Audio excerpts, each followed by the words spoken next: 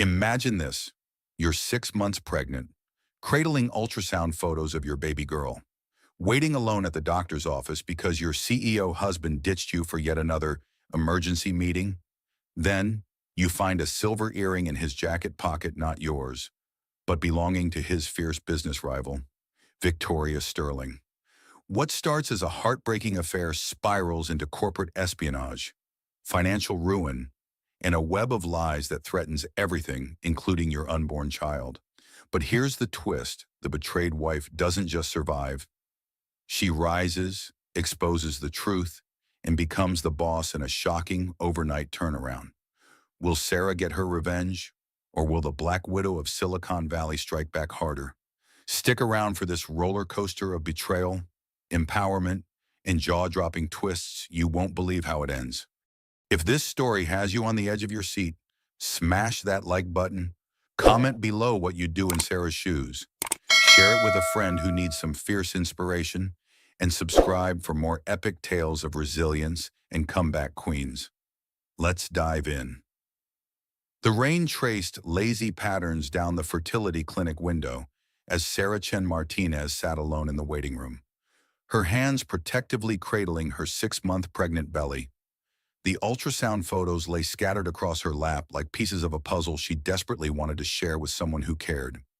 Her husband Marcus should have been here 20 minutes ago for their appointment to learn the baby's gender, but his empty chair beside her told a different story.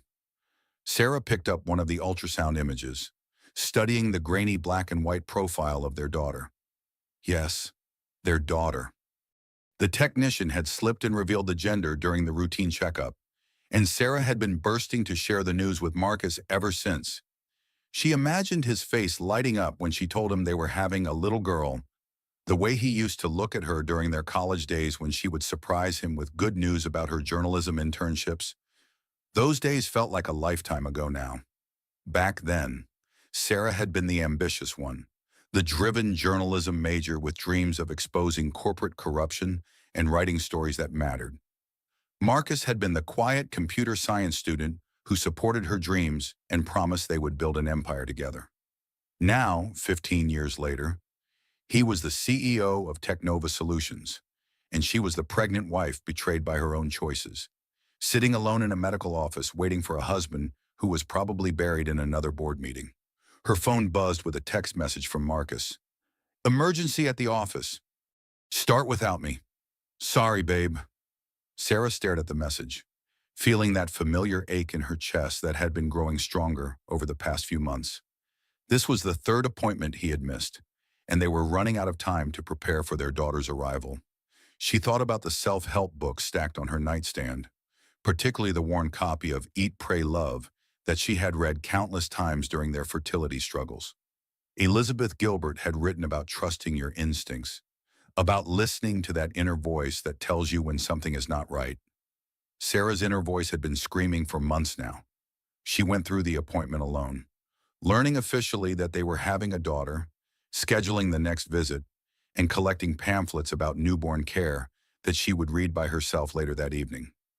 The drive home was a blur of classical music and one-sided conversations with her unborn daughter about how daddy was probably just nervous about becoming a father, how busy his job was, how much he loved them both even when he could not show it. But deep down, Sarah knew she was lying to herself and to the little girl growing inside her. Marcus arrived home that evening with an enormous bouquet of white roses, her favorite flowers, and the kind of apologetic smile that used to melt her heart. Now it just made her tired. He was still wearing his expensive suit, the one she had helped him pick out for his last board presentation, and his dark hair was perfectly styled despite his claims of a stressful day. "How did the appointment go, sweetheart?" he asked, setting the flowers on their granite kitchen counter. "I am so sorry I missed it. The board meeting ran long, and then Victoria Sterling called an emergency session about the merger talks." Victoria Sterling. Sarah had heard that name more and more frequently over the past 6 months. The CEO of Stellar Tech, Technova's biggest competitor, and according to Marcus, a brilliant businesswoman who was either going to destroy their company or become their most valuable partner. Sarah had looked her up online once and found a striking woman with platinum blonde hair and sharp green eyes. The kind of woman who looked like she had never compromised her career for anyone. "We're having a girl," Sarah said quietly, watching Marcus's face for a reaction. His smile was genuine. She could tell, but it lasted only a moment before he was reaching for his phone to check messages. "That's wonderful news, a daughter. I can't wait to spoil her rotten—" "I saved the ultrasound photos for you," Sarah continued, pulling them from her purse. "I thought you might want to see her first." Marcus took the photos with one hand while scrolling through his phone with the other. "She's beautiful, just like her mother." But his eyes never left the screen, and Sarah could see the reflection of his email inbox in his pupils. That night, while Marcus worked late in his home office, taking calls about international markets and merger strategies, Sarah did laundry in their spacious basement, folding tiny baby clothes they had bought during happier times. She reached into the pocket of Marcus's jacket, the one he had worn to the office that day, checking for receipts and business cards that sometimes got left behind. Her fingers closed around something small and metallic, a delicate silver earring with a tiny diamond, expensive and elegant. Not hers. Sarah never wore silver jewelry because it made her skin break out, a fact Marcus had known since their second date in college, when she had explained why she preferred gold. Sarah held the earring up to the basement light, her heart hammering against her ribs. She recognized the style. She had seen identical earrings in the professional headshots on StellarTech's website, glittering from the ears of Victoria Sterling in every boardroom photo and industry magazine feature. The world seemed to tilt sideways as Sarah sank onto their leather couch, the earring burning like ice in her palm. Memories flooded back of all the late nights Marcus had spent supposedly negotiating with Victoria's team. All the business dinners she had not been invited to because they were too boring for her. All the times he had come home smelling like expensive perfume that he claimed was from riding in elevators with female executives. Sarah's hands shook as she pulled out her phone and opened LinkedIn, navigating to StellarTech's company page. There was Victoria Sterling in the header photo, wearing the exact same earrings, her perfect smile radiating confidence and success. The kind of woman who took what she wanted and never apologized for it. The kind of woman Sarah used to be before she gave up her career to support Marcus's dreams. The basement felt like it was closing in around her as Sarah doubled over, clutching her pregnant belly and fighting waves of nausea that had nothing to do with morning sickness. Slow-motion tears fell onto the earring as she realized that her marriage, her life, everything she had built over the past 15 years was crumbling around her like a house of cards. She thought about Elizabeth Gilbert's words about listening to your intuition, about how women always know the truth even when they try to convince themselves otherwise. Sarah had known something was wrong for months, but she had chosen to believe Marcus's explanations, to trust in their love story, to focus on preparing for their daughter's arrival instead of confronting the growing distance between them. Now, holding another woman's earring in the basement where she did Marcus's laundry like a 1950s housewife, Sarah finally admitted the truth to herself. Her husband was having an affair with his business rival, and she had been too naive, too trusting, too focused on being the perfect supportive wife to see what was happening right in front of her. The betrayal cut deeper than she had imagined possible. This was not just about Marcus choosing another woman. This was about him choosing the kind of woman Sarah used to be, the ambitious, career-focused woman she had abandoned to become his wife. Victoria Sterling represented everything Sarah had given up, and Marcus was drawn to that power like a moth to flame. Sarah climbed the stairs to their bedroom, where she could hear Marcus still on a conference call through his office door. She sat on their bed, the earrings still clutched in her fist, and opened Marcus's laptop to check their shared calendar. Maybe there was an innocent explanation. Maybe Victoria had been in his car for a legitimate business reason. But as the laptop screen lit up, Sarah's last shred of hope died. The browser was still open to a hotel booking confirmation for the Ritz-Carlton downtown. Tonight's date, 2 guests. The reservation was under Marcus's name, but the special requests section included champagne and roses for Victoria. Sarah's world shattered completely in that moment, sitting on the bed where she had told Marcus about their pregnancy, where they had planned their daughter's nursery, where they had made love just 3 weeks ago while whispering about their future as a family. Her pregnant wife betrayed story was just beginning, and she had no idea how much worse things were going to get. She closed the laptop and lay back on their bed, one hand on her belly and the other still holding Victoria's earring. Tomorrow she would have to decide what to do with this knowledge. Tonight, she would grieve for the marriage she thought she had and the life she thought they were building together. In her womb, their daughter kicked softly, as if sensing her mother's distress. Sarah whispered into the darkness, "It's okay, baby girl. Mommy is going to figure this out. We are going to be okay." But even as she spoke the words, Sarah knew that nothing would ever be okay again. The next morning arrived with the kind of cruel brightness that made everything seem surreal. Sarah had barely slept, the silver earring burning like a brand in her palm as she listened to Marcus shower and prepare for another day of lies. When he kissed her goodbye, his lips felt like ice against her cheek, and she had to resist the urge to ask him if Victoria Sterling would be at today's board meeting. Instead, Sarah smiled and wished him a good day, playing the role of the trusting pregnant wife one more time while her world crumbled beneath the surface. The moment his Tesla pulled out of their driveway, she was reaching for her phone to call Lisa Martinez, her best friend since college and the closest thing she had to a sister. Lisa answered on the second ring, her voice sharp with concern. "Sarah, you sound terrible. What's wrong?" "I need you to come over," Sarah said, surprised by how steady her voice sounded when everything inside her was screaming. "I found something, and I don't know what to do." Lisa arrived within the hour, her black hair pulled back in the severe bun she wore to her job as a private investigator. She had always reminded Sarah of Kalinda from The Good Wife, that sharp-eyed woman who could uncover anyone's secrets with the right combination of technology and intuition. If anyone could help Sarah figure out what was really happening with Marcus and Victoria Sterling, it was Lisa. "Show me," Lisa said without preamble, settling onto Sarah's couch with her laptop bag and a grim expression. Sarah handed over the earring and explained about the hotel reservation, watching Lisa's face harden with each detail. By the time she finished, Lisa was already opening her laptop and pulling up business databases with the efficiency of someone who had uncovered countless affairs and corporate scandals. "Victoria Sterling," Lisa murmured, typing rapidly. "CEO of Stellar Tech, Marcus's biggest competitor. This is either the stupidest affair in business history or the most calculated." "What do you mean?" Lisa turned the laptop screen towards Sarah, showing Victoria's professional profile alongside Technova's recent financial reports. "Look at the timeline. 6 months ago, Technova was dominating the market. Victoria's company was struggling. Then suddenly, Stellar Tech starts winning every major contract that Technova used to lock up automatically.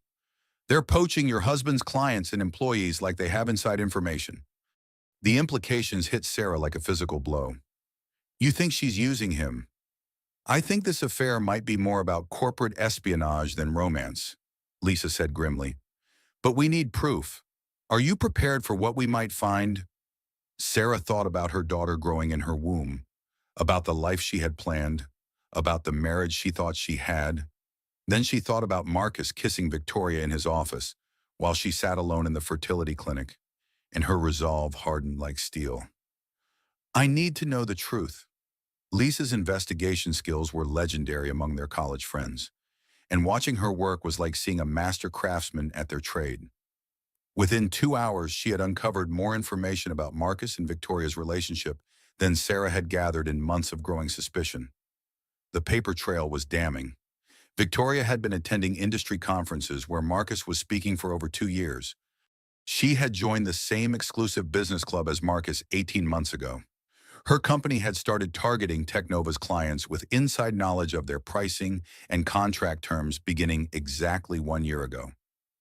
"Look at this," Lisa said, pulling up social media photos from a tech industry gala. "September 2 years ago, Marcus is presenting an award, and there's Victoria in the background, watching him like a hawk studies prey." Sarah stared at the photo, seeing her husband through new eyes. He looked confident and powerful in his tuxedo, the kind of man who commanded attention when he entered a room. Victoria was indeed watching him, but her expression was not one of romantic interest.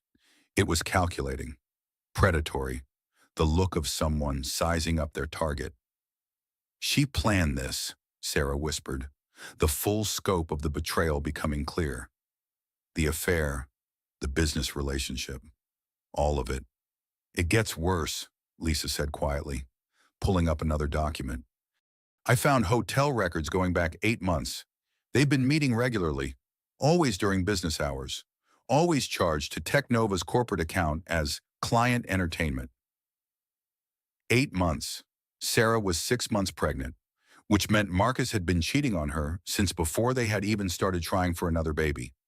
While she was tracking ovulation cycles and taking prenatal vitamins and dreaming about their growing family, he was already deep into an affair with the woman who was systematically destroying his company. The cruelest irony was that Marcus probably thought he was the one using Victoria for information about Stellar Tech's strategies. He had no idea that he was the mark in a long-term con designed to steal everything he had built. Sarah's phone buzzed with a text from Marcus. "Working late again tonight. Don't wait up." She showed the message to Lisa, who snorted with disgust. "Let me guess. Victoria has another emergency meeting." "Should I follow him?" Sarah asked, though the thought of seeing them together made her stomach churn. "You're 6 months pregnant. I'll follow him," Lisa said firmly. "But first, we need to set up some insurance. If this is as bad as I think it is, you're going to need documentation for the divorce proceedings." The word divorce hung in the air between them like a death sentence. Sarah had never imagined her marriage ending, had never considered life as a single mother. But as she sat in her perfect living room, surrounded by evidence of her husband's betrayal, she realized that her midlife betrayal story was just beginning. That evening, Sarah waited at home while Lisa conducted surveillance, her phone buzzing periodically with updates. They're at the Ritz-Carlton, going up in the elevator together. Then, an hour later, they're in the restaurant now, very cozy, taking photos. The photos arrived as text attachments, and Sarah's heart broke a little more with each image. Marcus looked happier than she had seen him in months, leaning across the table toward Victoria with genuine affection in his eyes. Victoria was radiant, confident.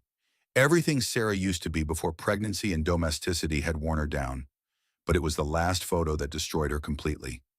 Marcus was kissing Victoria's hand across the table, and both of them were laughing like lovers who shared secret jokes.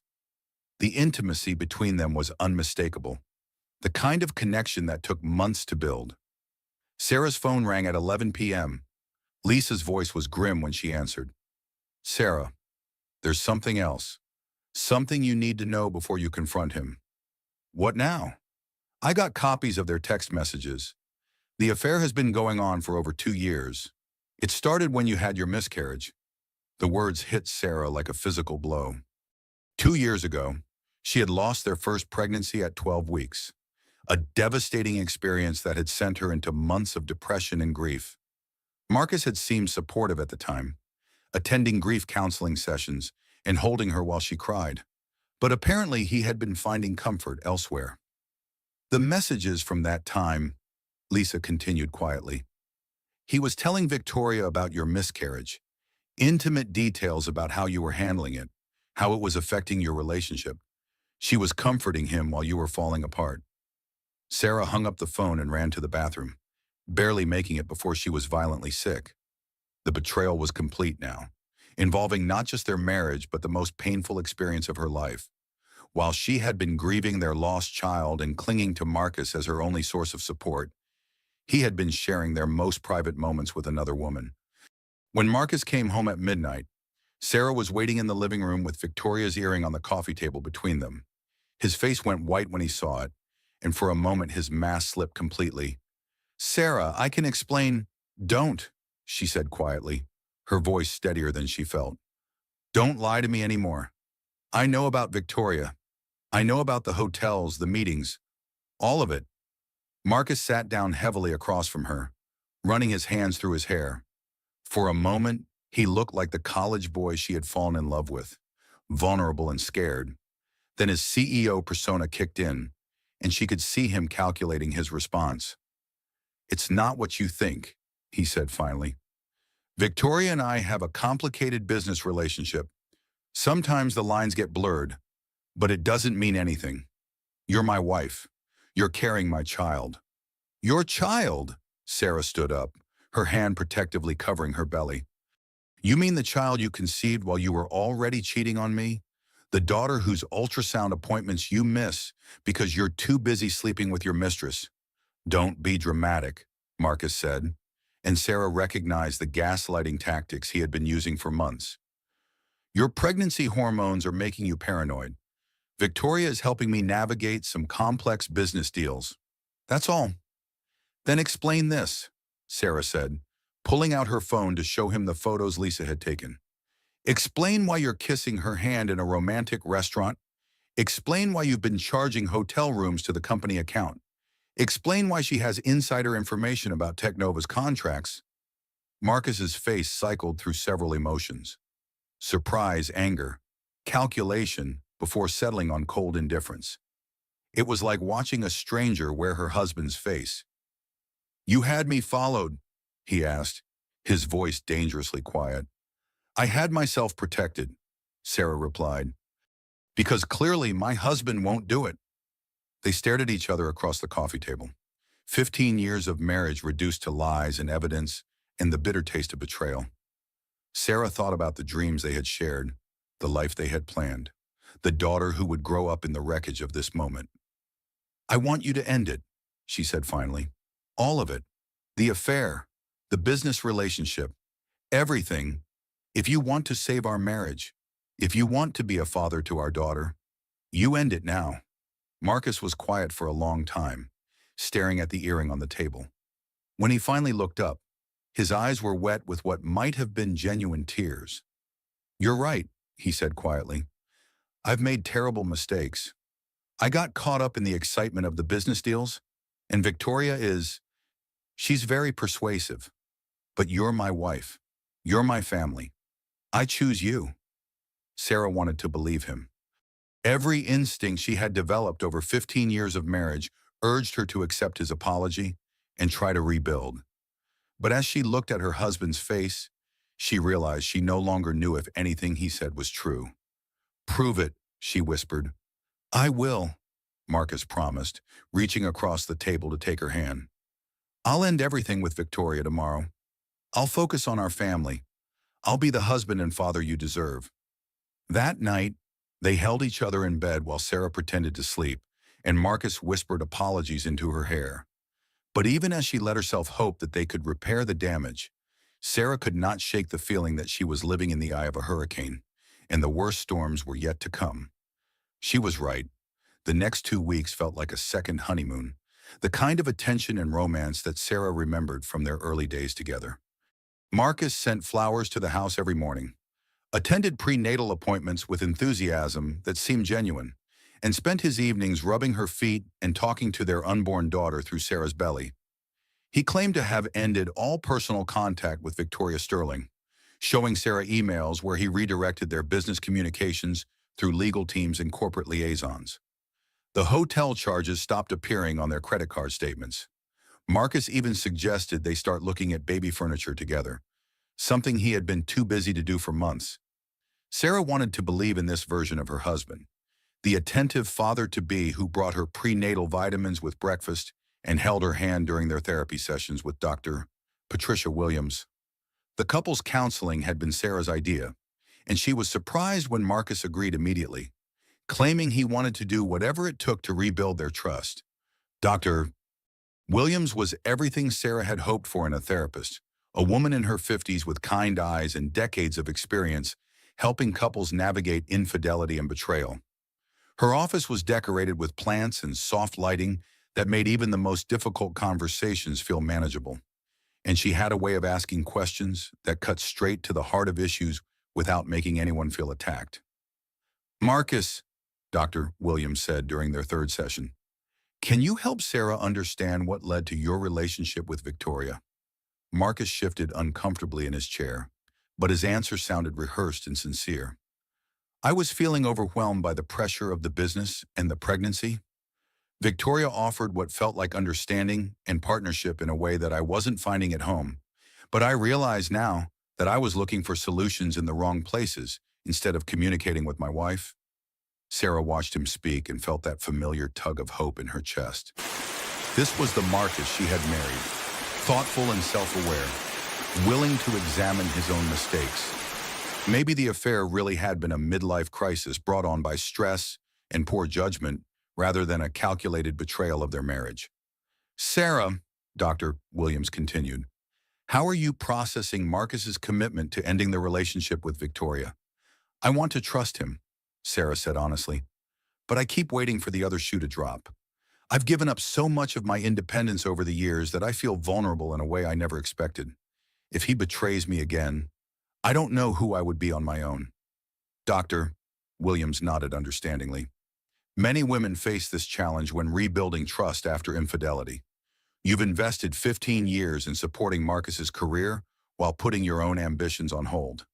It's natural to feel afraid of starting over, especially while pregnant. The therapy sessions became a safe space where Sarah could voice her fears and Marcus could demonstrate his commitment to change.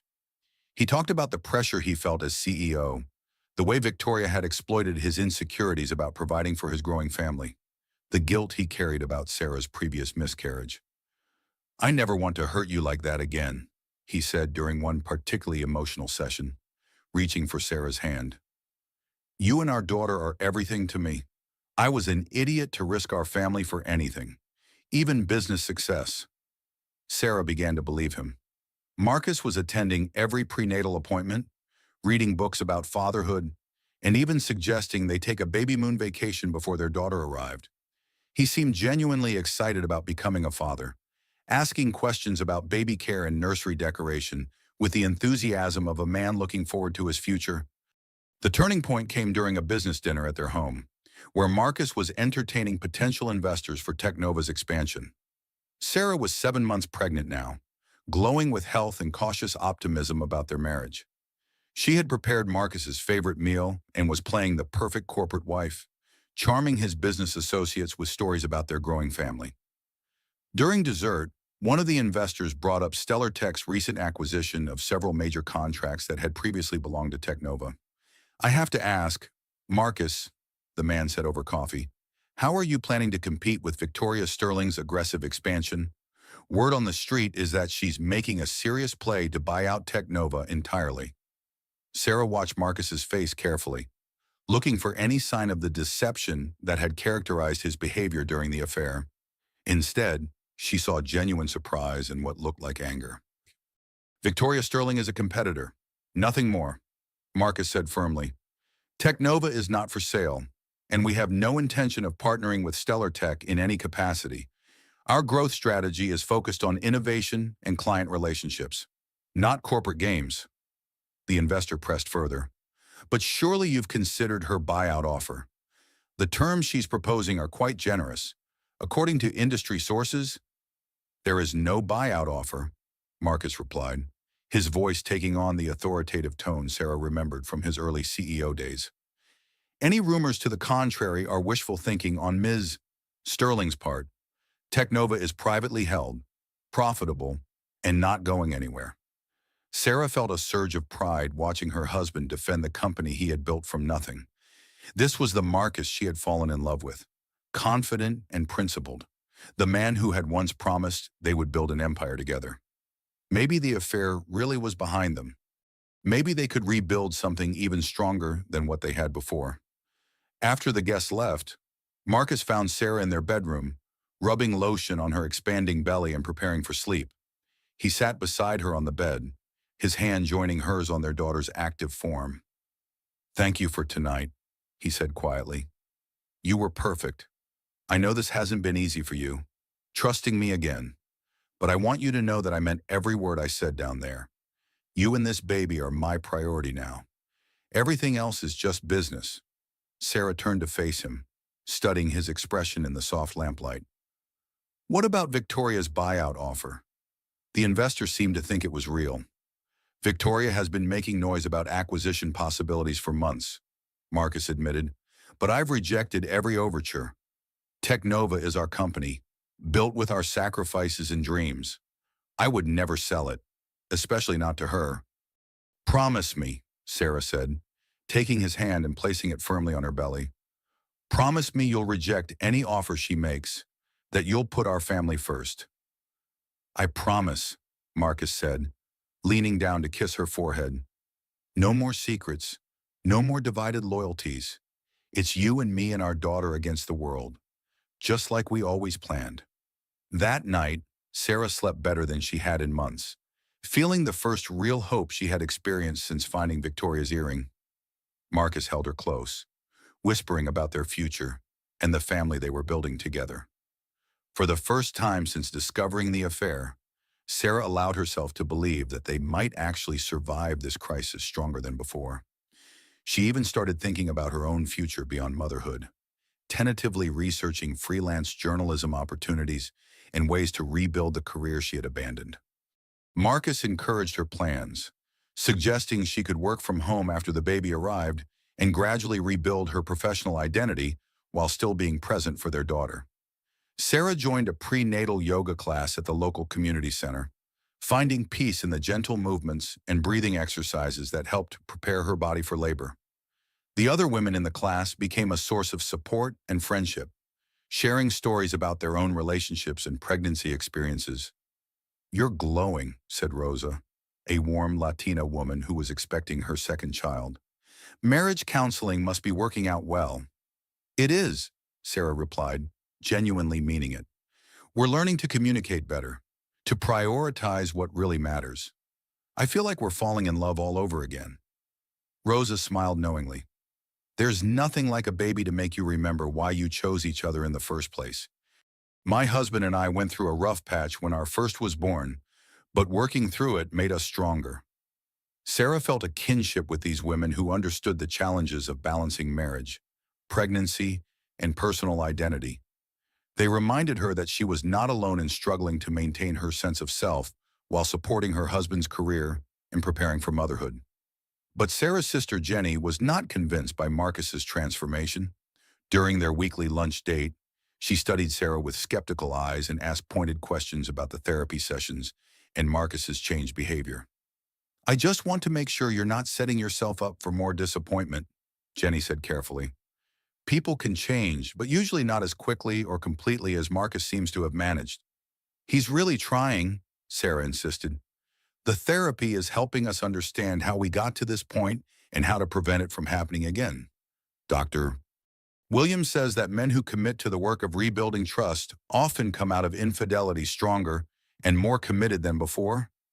Jenny nodded but still looked worried. Just promise me you'll protect yourself financially. Don't let love make you naive about practical things like bank accounts and business ownership. Sarah assured her sister that she was being careful, but privately she felt that Jenny's concerns were based on outdated fears. Marcus was demonstrating his commitment every day through his actions, not just his words. He was home for dinner every night, attending every appointment, and openly communicating about his work schedule and business decisions. The false hope felt real because Sarah desperately wanted it to be real. After months of betrayal and uncertainty, the promise of a restored marriage and happy family was intoxicating. She ignored the small voice in her head that wondered why Marcus's behavior had changed so dramatically and completely. Choosing instead to focus on preparing for their daughter's arrival and rebuilding their life together. Sarah should have listened to that small voice. She should have trusted Jenny's instincts and Lisa's warnings about men who changed too quickly after being caught. She should have wondered why Marcus was suddenly so eager to reject Victoria's business overtures after months of secret meetings and intimate collaboration. But Sarah was 7 months pregnant, exhausted from months of emotional upheaval, and desperate to believe that her family could survive intact. She had invested too much in her marriage to walk away without giving Marcus a real chance to prove himself, and his efforts seemed genuine enough to justify her faith. The cruel irony was that Marcus's promises were not lies in the moment he made them. He genuinely wanted to choose his family over Victoria Sterling, to be the husband and father that Sarah deserved. But wanting something and being capable of it are two very different things, and Marcus had already crossed lines that could not be uncrossed. The truth was waiting in the shadows, patient as a predator, ready to destroy everything Sarah was rebuilding. And when it struck, it would be more devastating than anything she had experienced so far. Sarah's world began to unravel on a Tuesday morning in her 8th month of pregnancy when she went to buy groceries and her credit card was declined. She stood in the checkout line at Whole Foods, her cart full of organic produce and prenatal vitamins, while the teenage cashier ran her card multiple times with increasing embarrassment. "I'm sorry, ma'am, but it's not going through," the girl said quietly, aware of the growing line behind Sarah. "Do you have another card?" Sarah tried her debit card, then their joint credit card, then the emergency American Express that Marcus had given her years ago for situations just like this. Every single one was declined, and the familiar panic that had been her constant companion during the affair came rushing back with doubled intensity. "I'll call my husband," Sarah said, stepping aside to let other customers through while she dialed Marcus's office with shaking fingers. "Technova Solutions," his assistant answered in her crisp professional voice. "Hi, Jennifer. It's Sarah. I need to speak with Marcus immediately. It's an emergency." "I'm sorry, Mrs. Chen Martinez. But Mr. Chen Martinez is in meetings all day. He specifically asked not to be disturbed unless it's a matter of life or death." "Our credit cards aren't working," Sarah said, trying to keep her voice steady. "All of them. I need him to call the bank and figure out what's happening." There was a pause, and Sarah could hear Jennifer typing on her computer. "I'll leave him a message to call you as soon as he's available. Is there anything else I can help you with?" Sarah hung up and called Lisa, who arrived at the grocery store within minutes to pay for Sarah's cart and drive her home.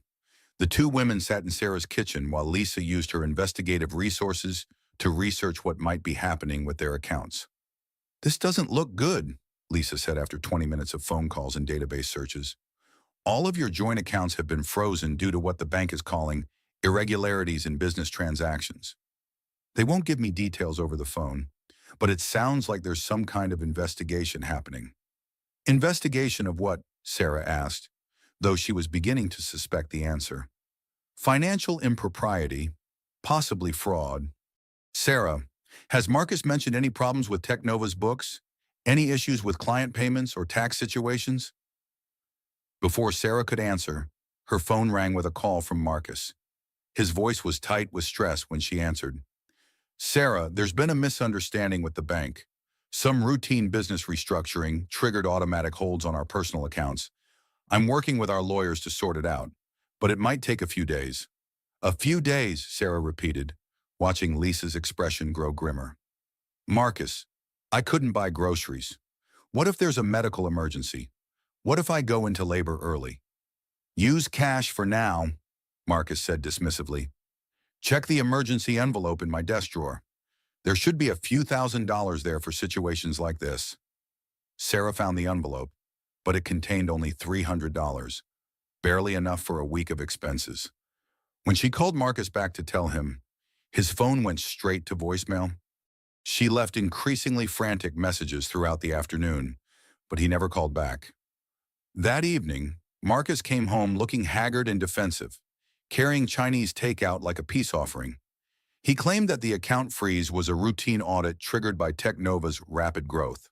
Nothing more than bureaucratic red tape that would be resolved within days.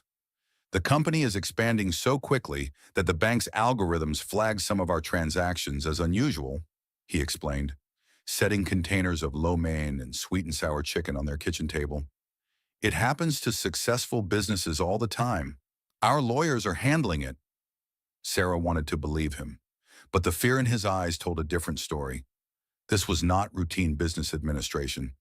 This was something much more serious, and Marcus was either lying to her or lying to himself about the severity of the situation. "Why didn't you warn me this might happen?" Sarah asked, picking at her food without appetite. "Why didn't you prepare me for the possibility that our cards might not work?" "Because I didn't think it would affect our personal accounts," Marcus replied, but his voice lacked conviction.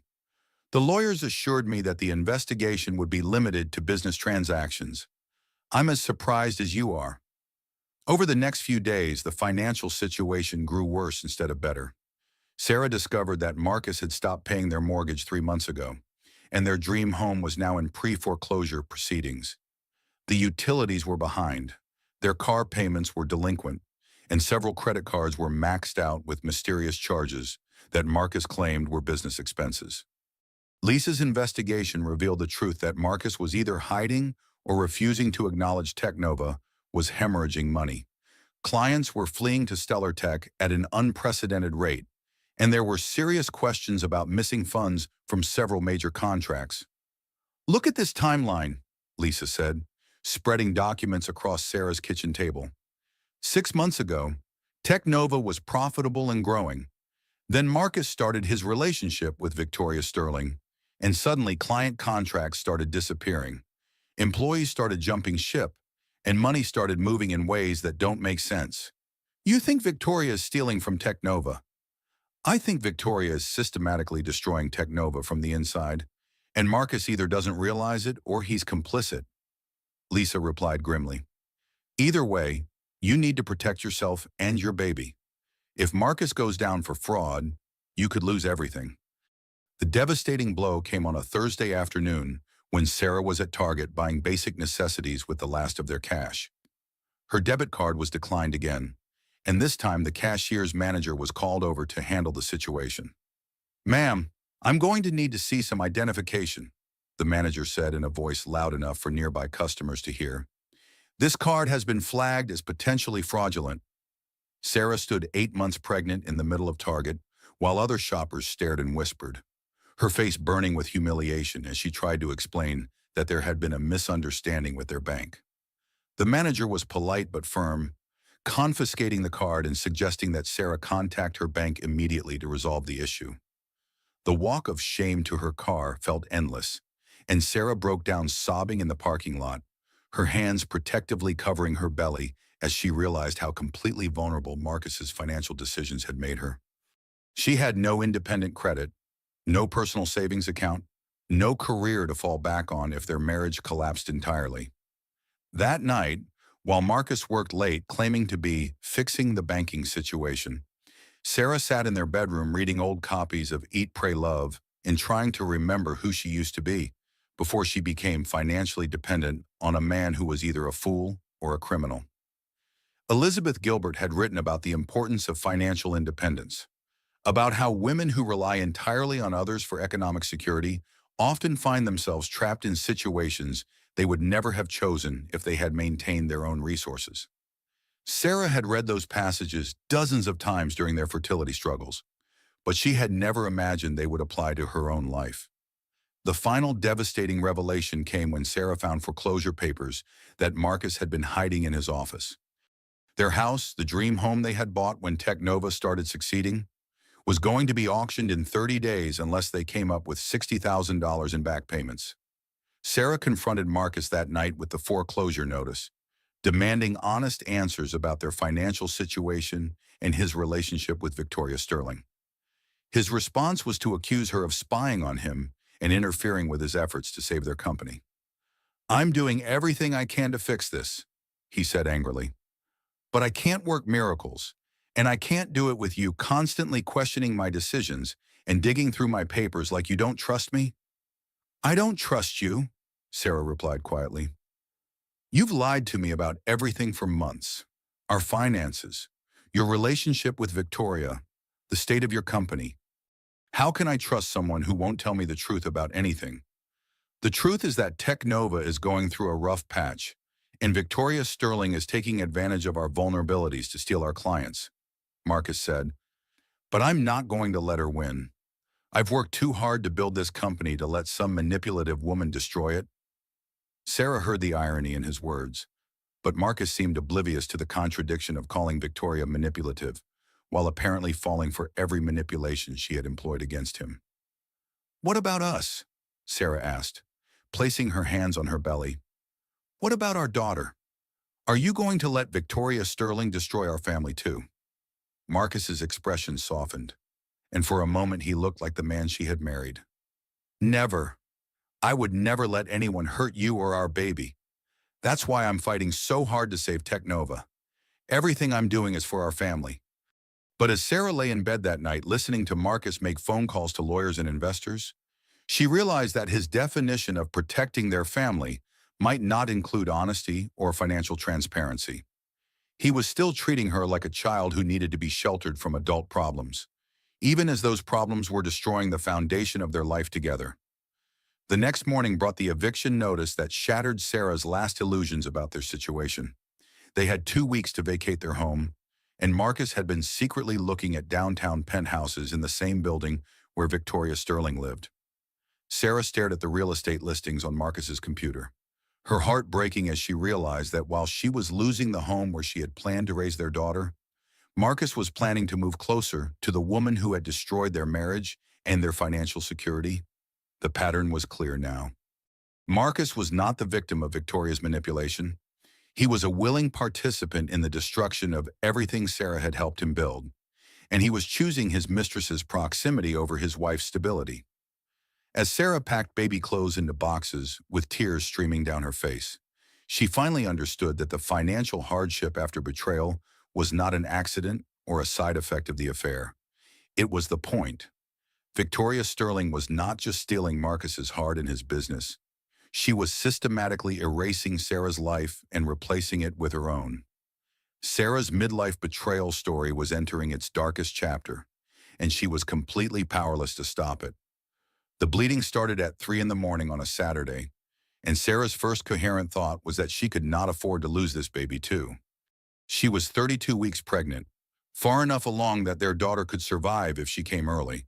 But Sarah's body was rebelling against the stress of financial ruin and emotional betrayal in ways that terrified her. Lisa rushed her to the hospital while Marcus was supposedly at the office working on emergency contracts, though Sarah suspected he was actually with Victoria Sterling, planning their next move in the systematic destruction of her life. The cramping was getting worse, and Sarah could feel warm wetness between her legs that might have been blood or amniotic fluid or both. "It's going to be okay," Lisa kept saying as she drove through empty streets toward the emergency room. "Babies born at 32 weeks do great these days. The doctors will stop the labor if they can, and if they can't, your daughter will be fine." But Sarah was not thinking about medical statistics or survival rates. She was thinking about Marcus's promise to put their family first, and how he was not even answering his phone while she was possibly losing their child. The betrayal felt fresh and devastating, like discovering the affair all over again, but with higher stakes. The emergency room was a blur of monitors and IV drips, and doctors asking questions about her stress levels and medical history. Sarah tried to downplay the emotional trauma she had been experiencing, not wanting to seem like an unstable pregnant woman whose marriage problems were affecting her ability to carry a child to term. "Mrs. Chen Martinez, we need to keep you overnight for observation," Dr. Lisa Martinez said after the initial examination revealed that Sarah was not in active labor, but was showing signs of preterm contractions. "Your blood pressure is elevated, and we want to monitor the baby's heart rate for the next 24 hours. Sarah nodded and allowed herself to be wheeled to a private room, where she finally reached Marcus on his emergency line. His voice was tight with what sounded like panic when she told him where she was. "I'll be right there," he promised. "Don't worry about anything. Just focus on staying calm and keeping our daughter safe." But when Marcus arrived at the hospital 40 minutes later, he was not alone. Victoria Sterling walked into Sarah's room beside him, wearing a perfectly tailored business suit and carrying a bouquet of expensive flowers, like she was visiting a friend instead of intruding on a medical emergency. "What is she doing here?" Sarah asked, her voice sharp with disbelief and rage. "Victoria insisted on coming," Marcus said weakly. "She was with me when you called, and she wanted to make sure you and the baby were okay. She feels terrible about the stress this business situation has caused our family." Victoria stepped forward with a smile that did not reach her eyes, setting the flowers on Sarah's bedside table. "Sarah, I'm so sorry to hear about your complications." Marcus has been beside himself with worry. Sarah stared at this woman who had systematically destroyed her marriage and finances, who was now standing in her hospital room offering sympathy like a concerned family friend. The audacity was breathtaking, and Sarah's blood pressure monitor began beeping more rapidly as her rage spiked. "Get out," Sarah said quietly. her voice deadly calm. "Get out of my room right now." "Sarah, please," Marcus said, moving between the two women. "Victoria is here as a business partner. We were in the middle of important negotiations when you called." "Business partner," Sarah repeated, her voice rising despite her efforts to stay calm. "Is that what we're calling your mistress now?" Victoria's mask slipped slightly, revealing a flash of genuine emotion that looked like satisfaction rather than sympathy. "I understand you're upset, Sarah, but Marcus and I have been working around the clock to save Technova. The stress of potentially losing everything has been difficult for all of us." The implication was clear. Victoria was positioning herself as equally affected by Technova's problems, as if she were a legitimate stakeholder in Marcus's company rather than the architect of its destruction. Sarah realized that this hospital visit was not about concern for her health. It was about establishing Victoria's place in their lives as a permanent fixture rather than a temporary disruption. "Marcus," Sarah said, her voice shaking with the effort to control her anger, "if you don't get her out of my room immediately, I will call security and have her removed. And then I will call a divorce lawyer and end this farce of a marriage once and for all." Marcus looked between the two women with genuine panic in his eyes, clearly torn between maintaining his relationship with Victoria and avoiding a public scene that could damage his reputation further. After a long moment, he chose the path of least resistance. "Victoria, maybe you should wait in the lobby," he said quietly. "Let me talk to Sarah alone." Victoria nodded graciously, as if she were doing Sarah a favor by agreeing to leave her own hospital room. "Of course. I hope everything works out well with the baby. Sarah, Marcus will need your support more than ever in the coming weeks." The threat was subtle but unmistakable. Victoria was telling Sarah that Marcus would continue to need her, that their relationship was not ending regardless of what Sarah wanted, and that Sarah's role was to provide emotional support while Victoria handled the important business of salvaging their shared future. After Victoria left, Marcus sat beside Sarah's bed and took her hand with what appeared to be genuine remorse. "I'm sorry she came with me. I know how difficult this is for you, but Victoria has been invaluable in helping me navigate the legal and financial challenges we're facing. I couldn't have gotten through the last few weeks without her expertise." "Listen to yourself," Sarah said, pulling her hand away. "You're crediting the woman who destroyed your company with helping you fix it. You're bringing your mistress to your wife's medical emergency. Do you have any idea how insane this situation has become?" "Victoria is not my mistress anymore," Marcus insisted. "That's over. She's helping me professionally because she understands the tech industry better than anyone else I know. If I can save Technova, I can save our financial future." Sarah closed her eyes and tried to process what Marcus was telling her.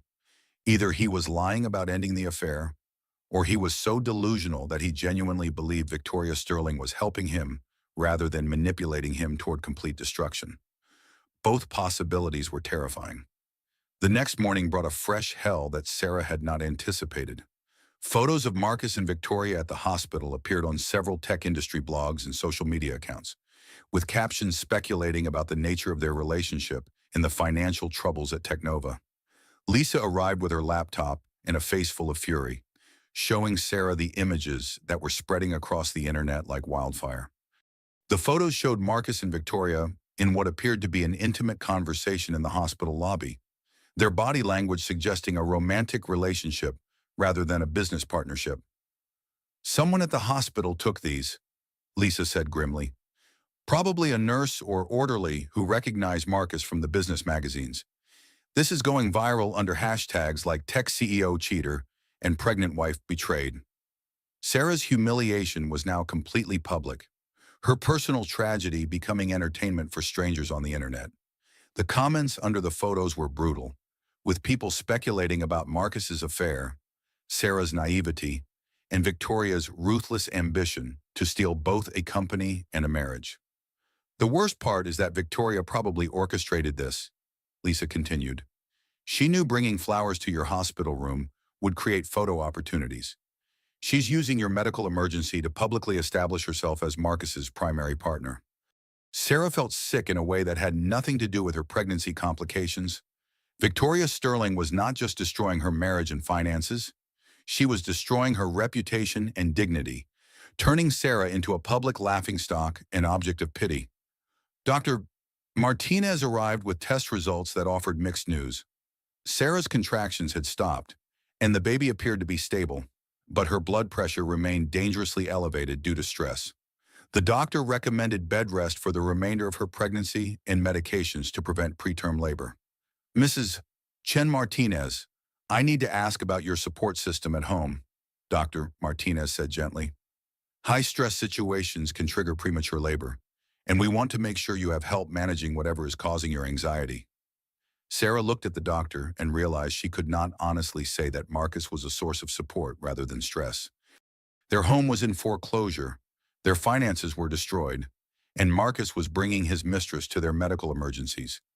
The safest thing for her baby would be to get as far away from Marcus as possible. I'll be staying with my sister for a while, Sarah said, making the decision in that moment. Until things settle down, Marcus protested immediately, claiming that separating now would only make their problems worse and that Sarah needed to trust him to fix everything. But Sarah was done trusting a man who had proven over and over that his judgment was fatally compromised when it came to Victoria Sterling. That afternoon, while Marcus was supposedly meeting with lawyers, Sarah discovered the final betrayal that shattered any remaining illusions about her marriage.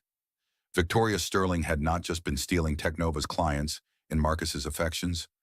She had been feeding information to federal investigators about potential fraud at Technova, positioning herself as a whistleblower while Marcus became the target of criminal investigation.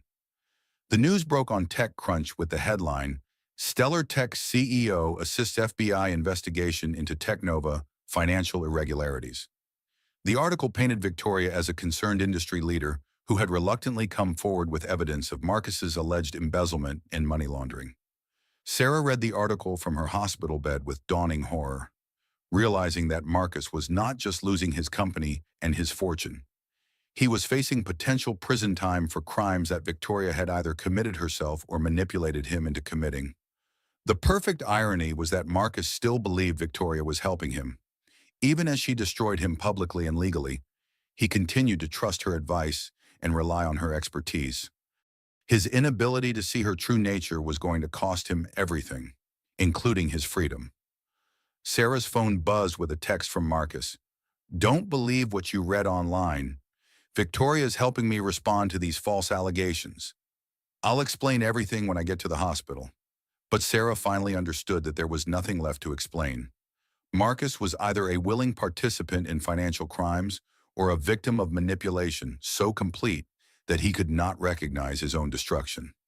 Either way, he was not the man she had married, and their marriage was not worth saving. As Sarah packed her hospital bag and prepared to move in with Jenny until the baby was born, she thought about the self-help books that had sustained her through the worst moments of this betrayal. Elizabeth Gilbert had written about the courage it takes to leave a life that no longer serves you, even when you don't know what comes next. Sarah did not know what her future held as a single mother with no career and no financial resources, but she knew that staying with Marcus would mean watching him destroy himself while taking her and their daughter down with him. Her heartbreaking family drama was entering its final act, and Sarah was finally ready to save herself and her child from the wreckage of a marriage that had become too toxic to survive. Moving into Jenny's tiny one-bedroom apartment at 8 months pregnant felt like the final acknowledgement that Sarah's old life was over. Everything she had built over 15 years of marriage fit into 4 boxes and a suitcase, a pathetic collection of baby clothes, maternity wear, and personal items that represented the complete dissolution of her identity as Marcus's wife. Jenny had cleared out her closet and bought an air mattress for the living room, insisting that Sarah take the bedroom until the baby was born. The apartment was cramped and cluttered. Nothing like the spacious home Sarah had lost to foreclosure, but it felt safer than anywhere she had been in months. You can stay as long as you need to, Jenny said, helping Sarah unpack baby clothes that still had tags attached. I know this feels like rock bottom, but sometimes you have to lose everything before you can figure out who you really are. Sarah nodded, but privately she wondered if there was anything left of her original self to rediscover. The ambitious journalist who had married Marcus felt like a character from someone else's story, a woman Sarah barely remembered being. 15 years of supporting someone else's dreams had erased most traces of her own ambitions and personality. The legal papers arrived on a Tuesday morning via certified mail, and Sarah's hands shook as she signed for the envelope that would change her life forever. Marcus was filing for divorce, citing irreconcilable differences and demanding a paternity test to establish whether he was actually the father of Sarah's unborn child. The cruelty of that demand took Sarah's breath away. After 15 years of marriage and months of trying to conceive this baby together, Marcus was now suggesting that Sarah had been unfaithful and that their daughter might not be his. The gaslighting had reached levels that bordered on delusional, as if Marcus needed to rewrite their entire relationship history to justify his betrayal. "He's trying to minimize his financial obligations," Jenny said after reading through the divorce papers. "If he can prove infidelity or challenge paternity, he might be able to avoid paying alimony or child support. It's a classic abuser tactic." Sarah had never thought of Marcus as an abuser, but she was beginning to recognize patterns of emotional manipulation that had been escalating for months. The affairs, the financial secrecy, the gaslighting about her pregnancy hormones, and now the public humiliation of questioning their daughter's paternity all fit the profile of a man who was willing to destroy his wife to protect himself. The paternity test demand was particularly devastating because it forced Sarah to acknowledge that Marcus had been planning this divorce for weeks or months, consulting with lawyers and developing strategies while she was still trying to save their marriage. His reconciliation attempts and therapy sessions had been performances designed to buy him time to hide assets and build a legal case against her. That afternoon, Sarah was unpacking boxes in Jenny's living room when she found a magazine that made her blood run cold. The latest issue of Business Weekly featured Marcus and Victoria on the cover, with the headline, "Power Couple: How Two Tech CEOs Found Love and Business Success." The article portrayed their relationship as a romantic partnership that had evolved naturally from professional collaboration, with no mention of Marcus's pregnant wife or the adultery that had destroyed his marriage. Sarah read the article with growing nausea, seeing her life rewritten as if she had never existed. Marcus and Victoria were described as industry visionaries who had overcome personal challenges to build a tech empire together. Victoria was quoted extensively about their shared goals and complementary skills, painting a picture of a relationship based on mutual respect and shared ambition. "The tech industry is brutal, especially for women," Victoria said in the interview. "Finding a partner who understands the demands of building a company from scratch has been invaluable. Marcus and I share a vision for the future that goes beyond traditional business relationships." The implication was clear. Victoria was positioning herself as Marcus's ideal partner, the ambitious woman who could match his drive and understand his world in ways that a housewife never could. Sarah was being erased from his story and replaced with a more suitable narrative that cast Victoria as the victim of an unhappy marriage, rather than the homewrecker who had systematically destroyed a family. Sarah threw the magazine across the room and broke down completely, sobbing on Jenny's air mattress while her unborn daughter kicked frantically inside her. The grief was overwhelming, not just for her marriage, but for the complete obliteration of her identity and worth as a human being. Marcus and Victoria had not just ended her marriage. They had rewritten history to suggest that her 15 years of sacrifice and support had never mattered. "They can't do this," Sarah cried when Jenny found her crying on the floor. "They can't just pretend I never existed, that our marriage was never real. They can do whatever they want in magazines," Jenny said grimly, "but they can't change the legal facts. You were married for 15 years. You supported his career while he built Technova, and you're entitled to half of everything he accumulated during your marriage." But even as Jenny spoke, Sarah knew that the financial investigation and potential criminal charges would complicate any divorce settlement. If Marcus was arrested for fraud or embezzlement, there might not be any assets left to divide. Victoria Sterling had orchestrated this situation perfectly, destroying Technova's value while positioning herself to acquire its remains for pennies on the dollar. The next blow came from an unexpected source, Maria, Marcus's mother, who had always treated Sarah like a beloved daughter. Maria called Jenny's apartment and asked to speak with Sarah privately, claiming she had information that might help with the divorce proceedings. They met at a small cafe near Jenny's apartment, where Maria looked older and more frail than Sarah remembered. Her hands shook as she ordered coffee, and her eyes were red-rimmed as if she had been crying. "Sarah, I need to tell you something," Maria said quietly. "Something I should have told you months ago." Sarah braced herself for another revelation, though she could not imagine what new betrayal might be waiting. "I know about Marcus and Victoria," Maria continued. "I've known about their affair from the beginning, and I need you to understand that I encouraged it." The words hit Sarah like a physical blow. Marcus's mother, the woman who had helped plan their wedding and celebrated their pregnancy, had been supporting the affair that destroyed their marriage. Why? Sarah asked, though she was not sure she wanted to hear the answer. "Because Victoria is better for him," Maria said bluntly. "She understands his world, his ambitions, his needs as a businessman. You're a lovely woman, Sarah, but you are holding him back. Victoria can help him reach his full potential in ways that a housewife never could." Sarah stared at her former mother-in-law, realizing that the woman she had loved and trusted for 15 years had seen her as an obstacle to Marcus's success, rather than a partner in building their life together. The betrayal went deeper than she had imagined, involving not just her husband and his mistress, but the entire family structure she had thought was supporting her. "I helped them find ways to hide assets," Maria continued, apparently determined to unburden herself completely. "I set up accounts in my name to protect Marcus's money from any divorce settlement.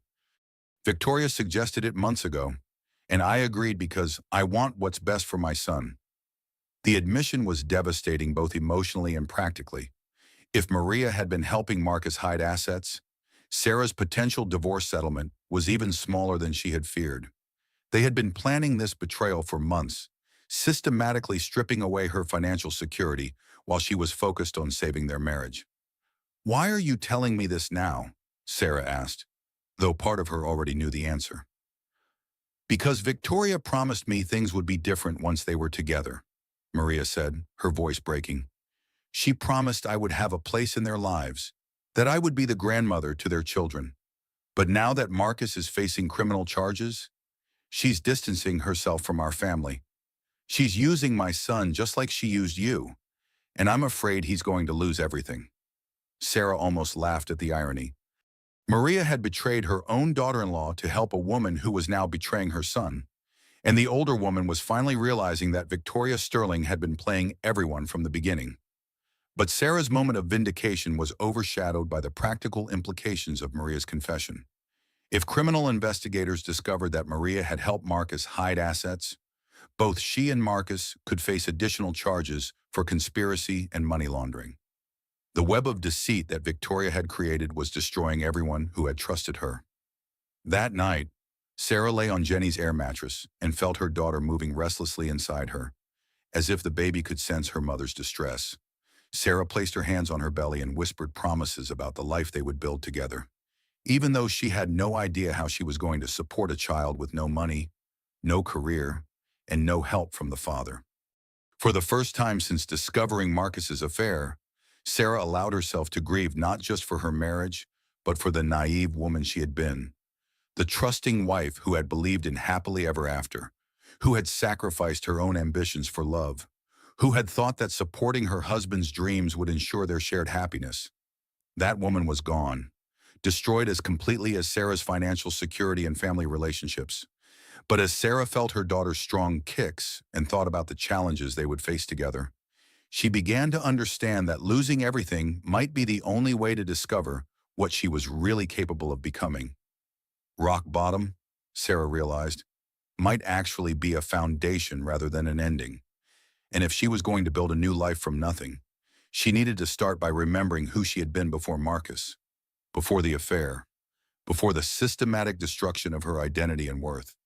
Somewhere inside the pregnant, betrayed, financially ruined woman crying on an air mattress was the ambitious journalist who had once believed she could change the world with her writing. Sarah needed to find that woman again, not just for her own sake, but for her daughter's future. The real fight was just beginning. Sarah's transformation began with a laptop borrowed from Jenny and a determination born of desperation. Sitting in the cramped apartment at 8.5 months pregnant, she started researching everything she could find about Technova's financial irregularities, Victoria Sterling's business practices, and the federal investigation that was destroying Marcus's life. The journalist who had been dormant for 15 years slowly awakened as Sarah applied skills she had not used since college. She created spreadsheets tracking client departures from Technova to StellarTech, documenting patterns that suggested systematic corporate espionage rather than legitimate competition. She researched Victoria's previous business relationships and found a trail of bankrupted partners and destroyed companies that painted a picture of a predator who specialized in hostile takeovers disguised as romantic relationships. "Look at this," Sarah said to Jenny one evening, pointing to her computer screen. "Victoria Sterling has been engaged 3 times in the past 10 years, always to men who own companies she wanted to acquire. 2 of her former fiancés ended up bankrupt and facing fraud charges, while their companies were absorbed into her growing empire." Jenny leaned over Sarah's shoulder to study the research, her expression growing grimmer as she read. "This woman is a professional corporate black widow. She seduces successful businessmen, destroys their companies from the inside, then positions herself as the victim when they get arrested for the crimes she orchestrated." Sarah felt a mixture of vindication and terror as the pattern became clear. Marcus was not the first successful CEO to fall victim to Victoria's manipulations, and he would not be the last. The affair had never been about love or even lust. It had been a calculated business strategy designed to steal everything Marcus had built while ensuring he took the blame for any illegal activities. "The worst part is that Marcus still doesn't see it," Sarah said, scrolling through recent news articles that quoted him defending Victoria's integrity and business ethics. Even facing federal charges, he's still trying to protect her reputation. But Sarah's research was giving her something she had not had in months, a sense of purpose and control. For the first time since finding Victoria's earring, Sarah felt like she was fighting back rather than simply surviving the attacks on her life and family. Dr. Patricia Williams had been right about the therapeutic value of reclaiming her professional skills.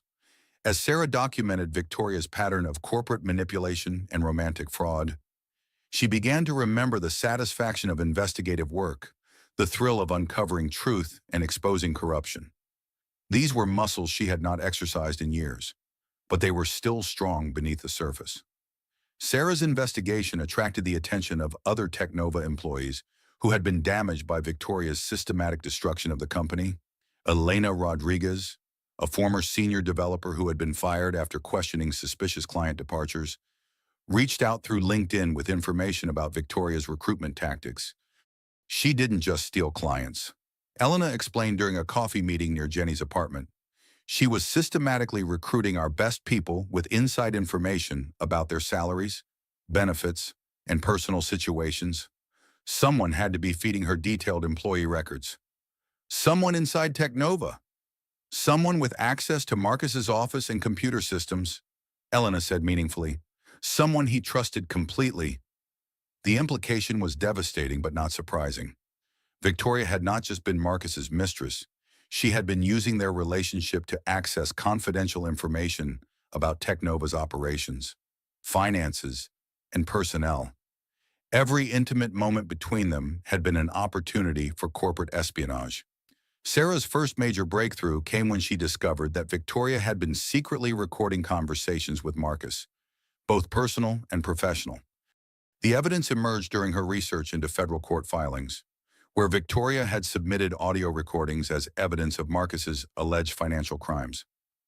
"She's been building a case against him for months," Sarah told Lisa during one of their weekly strategy sessions. "While he thought she was helping him save Technova, she was documenting everything he said and did to use against him later. This could actually help you in the divorce," Lisa pointed out. "If you can prove that Victoria manipulated Marcus into compromising situations, it might reduce his culpability and protect whatever assets are left." But Sarah was no longer thinking primarily about the divorce settlement. Her journalistic instincts were fully engaged now. and she was building a case that could not only clear Marcus of criminal charges, but expose Victoria Sterling's entire operation to public scrutiny.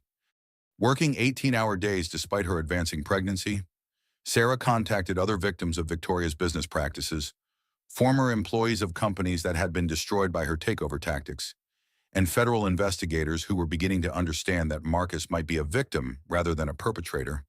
The breakthrough came when Sarah discovered that Victoria had been using shell companies to hide the money stolen from Technova, companies that were registered in Maria's name but controlled entirely by Victoria. The paper trail proved that Victoria had been planning Marcus's downfall from the beginning, using his mother's trust and cooperation to create the legal framework for her theft. "This is huge," said Detective Rebecca Martinez, the federal investigator who had agreed to meet with Sarah after reviewing her research.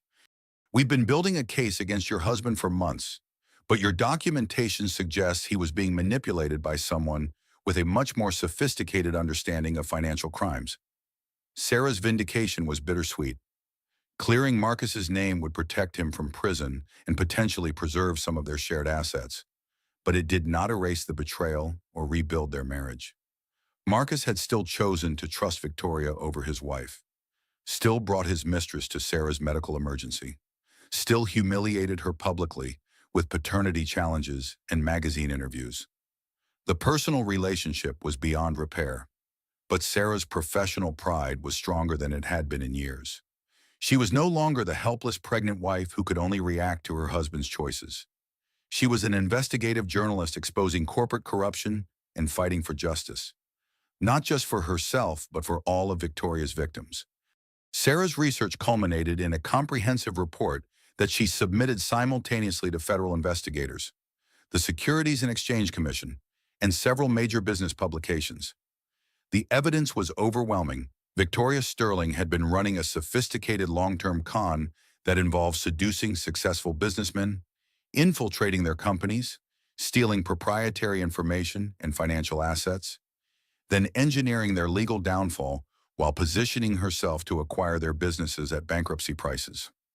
The day Sarah went into labor, her expose was published as the cover story in Forbes with the headline, "The Black Widow of Silicon Valley, How Victoria Sterling Built an Empire on Destroyed Lives and Stolen Dreams." The article detailed her pattern of romantic and corporate manipulation, complete with financial records, audio recordings, and testimony from her previous victims. Sarah's water broke while she was giving final quotes to reporters about Victoria's crimes, and she had to finish the interview between contractions in Jenny's car on the way to the hospital. Even in labor, Sarah felt a professional satisfaction that had been missing from her life for 15 years. "You did it," Lisa said, holding Sarah's hand in the delivery room while news alerts about Victoria's arrest flashed across their phones. "You brought down one of the most dangerous corporate criminals in the country."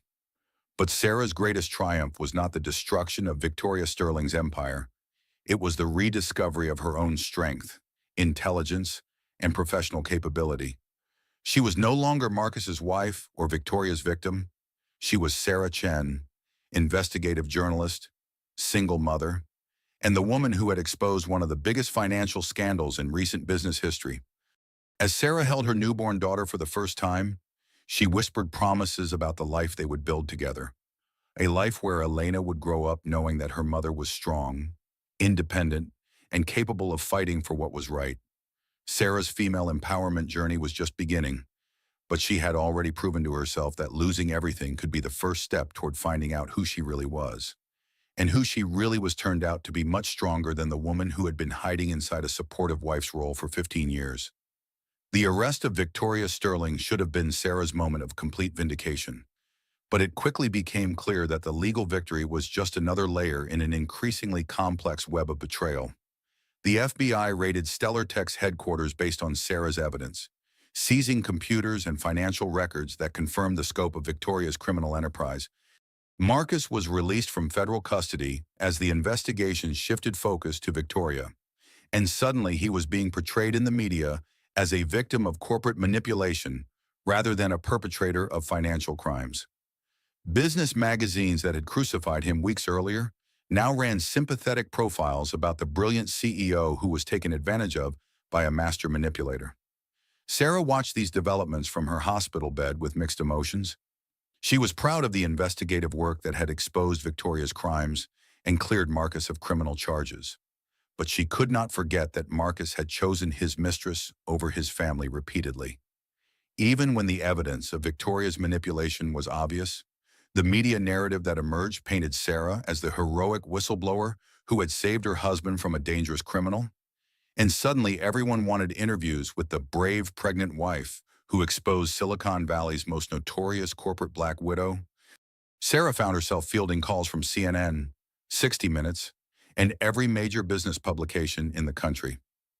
"This could be your chance to rebuild your journalism career," Lisa said, helping Sarah navigate the media requests while she recovered from giving birth to Elena. "You've become the face of corporate whistleblowing and female empowerment. Publishers are already calling about book deals." Sarah was tempted by the opportunities, but she was also exhausted from months of emotional trauma and the physical demands of caring for a newborn. Elena had been born healthy but premature, requiring extra monitoring and frequent feedings that left Sarah with little energy for anything beyond basic survival. Marcus arrived at the hospital with more expensive flowers and what appeared to be genuine remorse for everything that had happened. The criminal charges had been dropped. Technova's assets were being recovered from Victoria's shell companies, and Marcus was talking about rebuilding their company and their marriage with the wisdom gained from nearly losing everything. "I know I don't deserve another chance," he said, sitting beside Sarah's hospital bed while Elena slept in her arms. "But Victoria is gone. The legal problems are resolved, and we have a daughter who needs both of her parents. Maybe we can start over. Build something better than what we had before." Sarah looked at her husband and saw the college boy she had fallen in love with, vulnerable and sincere in a way he had not been for years. The public vindication of her investigation had restored Marcus's respect for her intelligence and professional capabilities, and he seemed genuinely committed to treating her as an equal partner rather than a dependent housewife. "The therapy sessions will continue," Marcus promised.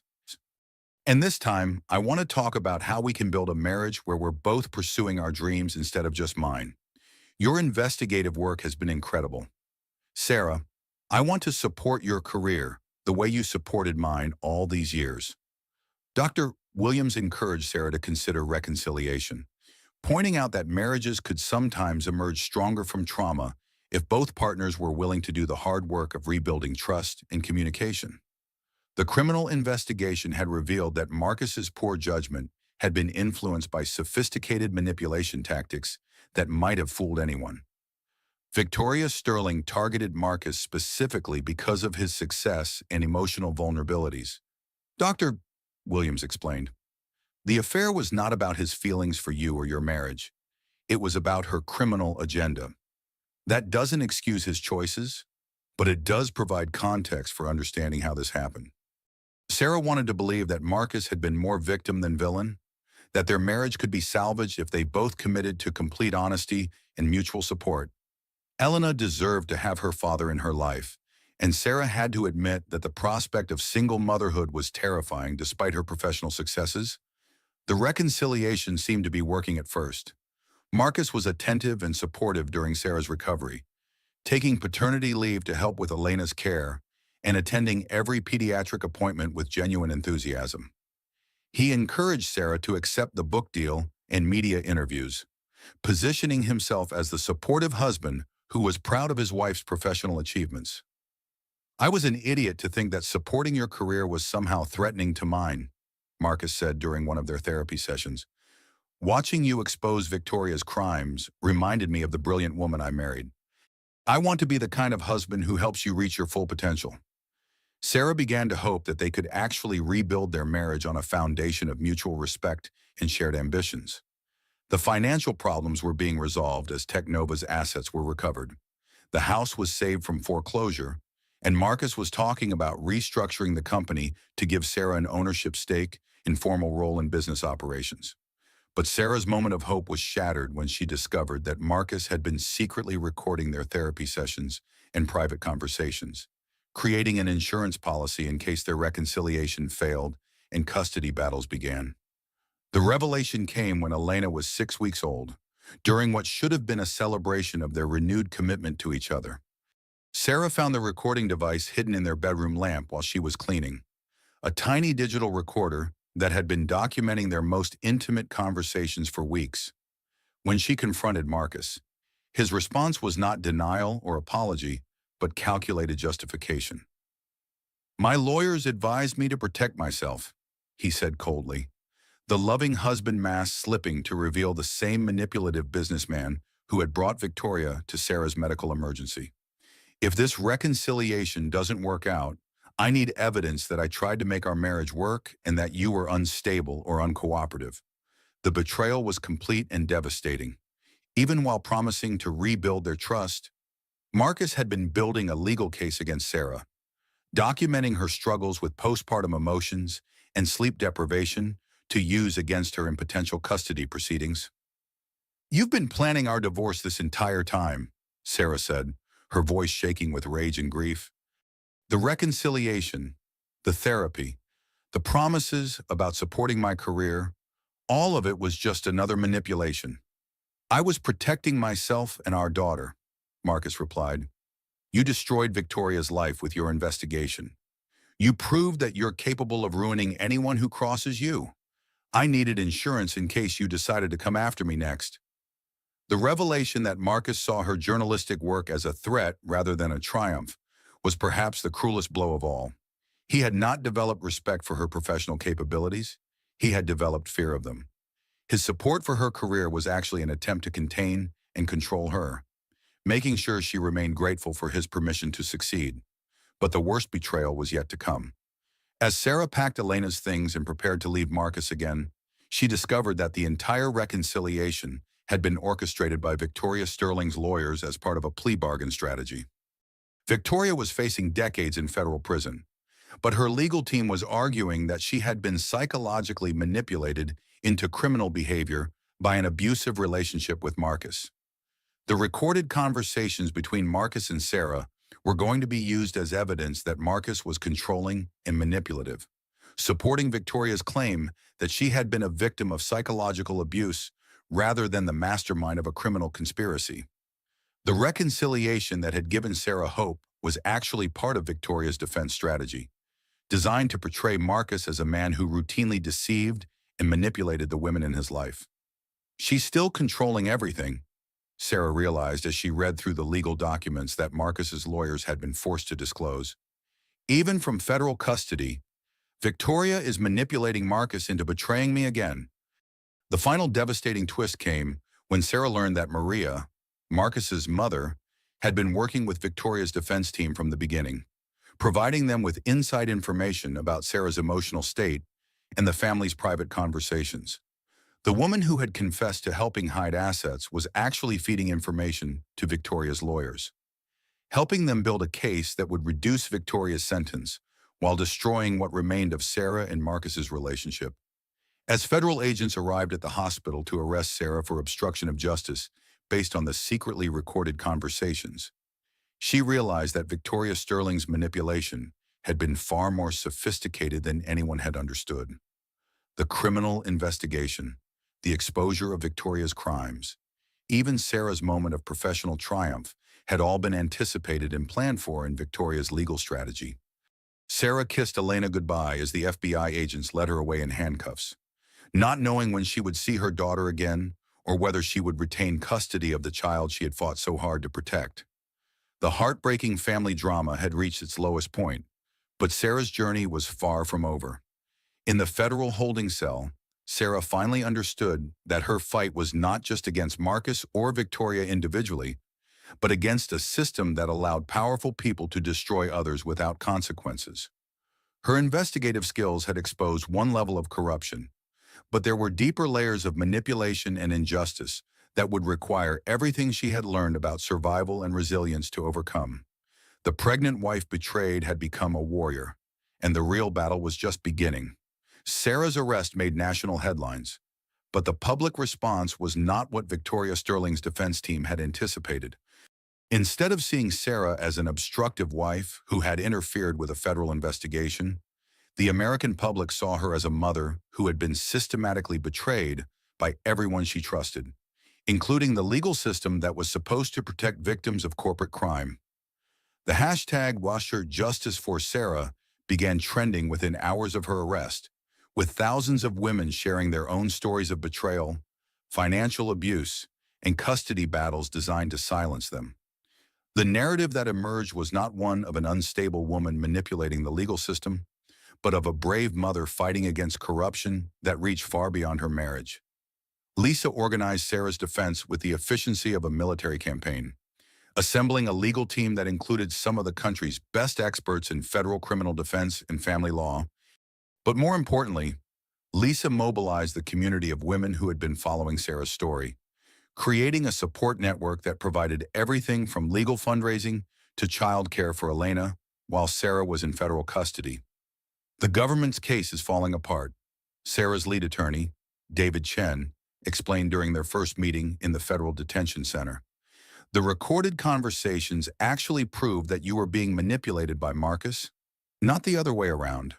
And the timeline shows that Victoria's defense team was coordinating with Marcus's lawyers before your supposed reconciliation even began. David was everything Marcus was not: ethical, straightforward, and genuinely committed to seeking justice rather than gaming the system. He had built his career defending whistleblowers and corporate victims, and he saw Sarah's case as a textbook example of how the legal system could be weaponized against the very people it was supposed to protect. Sarah's bail hearing became a media sensation, with women's rights organizations and corporate ethics groups packing the courtroom to show support. The federal prosecutor's case relied heavily on the secretly recorded conversations, but David systematically dismantled their argument by showing that those recordings actually proved Sarah had been the victim of ongoing psychological manipulation. Your Honor, David argued, the prosecution is asking this court to criminalize a woman for protecting herself and her child from a pattern of abuse that included financial fraud, emotional manipulation, and systematic isolation from her support network. The recordings they're using as evidence actually demonstrate that my client was being gaslighted and controlled by a man who was secretly working with his co-conspirators' legal team. Judge Maria Santos, a woman in her 60s who had spent decades fighting for judicial reform, was clearly skeptical of the prosecution's case. Her questions focused on the timeline of Victoria's plea negotiations and the suspicious coordination between multiple defense teams that suggested Sarah had been set up from the beginning. The courtroom erupted in applause when Judge Santos granted Sarah bail and criticized the prosecution for bringing charges that appeared to be retaliatory in nature and designed to silence a whistleblower who exposed significant corporate crimes. Sarah walked out of federal custody into a crowd of supporters that included not just Lisa and Jenny, but dozens of women who had been following her story online. Elena was there in Rosa's arms, healthy and beautiful, despite the chaos surrounding her early weeks of life. "We've got you," Rosa said, hugging Sarah tightly. "You don't have to fight this alone anymore." The 6 months that followed were a blur of legal proceedings, media interviews, and the gradual rebuilding of Sarah's life on her own terms. She moved into a small apartment near Jenny's place, using the advance from her book deal to create a stable home for Elena while she fought the federal charges and navigated the divorce proceedings. Sarah's investigative journalism consultancy began taking shape as other corporate victims reached out for help, exposing fraud and manipulation in their own industries. Her first major case involved a pharmaceutical company that had been systematically overcharging Medicare while bribing doctors to prescribe unnecessary medications. A story that made front-page news and resulted in criminal charges against multiple executives. "You found your calling," Dr. Williams said during one of their sessions, which had continued even after Sarah's separation from Marcus. "Trauma can either destroy us or transform us into something stronger than we were before. You're choosing transformation." The legal resolution came sooner than anyone expected when Victoria Sterling's plea negotiations collapsed under the weight of evidence that she had continued to orchestrate criminal activities from federal custody.